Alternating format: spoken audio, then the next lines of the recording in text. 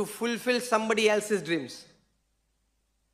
તમારું સપનું સાકાર કરવા માટે તમે અત્યારથી પુરુષાર્થ કરો, નહીં તો વર્ષો પછી કોકનું સપનું સાકાર કરવા માટે તમારે મજૂરી કરવી પડશે. એની કરતાં અત્યારે મહેનત ના કરી લઈએ. એટલે આવા સારા ઇન્સ્ટિટ્યૂટ્સમાંથી ભણવું છે એ સંકલ્પ રાખજો, તો તમે સમાજની અને દેશની પણ વધારે સેવા કરી શકશો.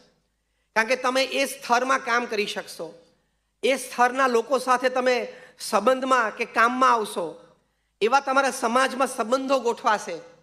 આંતરરાષ્ટ્રીય કક્ષાએ તમારું ટ્રાવેલિંગ થાય તો એવા ઘણા બધા વ્યક્તિઓને તમે તમારી વિચારધારાથી, આપણા દેશની સંસ્કૃતિથી, આપણા સમાજની રહેણીકહેણીથી, આપણા ભવ્ય વારસો જે ભારતીય સંસ્કૃતિનો, એ વિચારોથી તમે પ્રભાવિત કરી શકશો.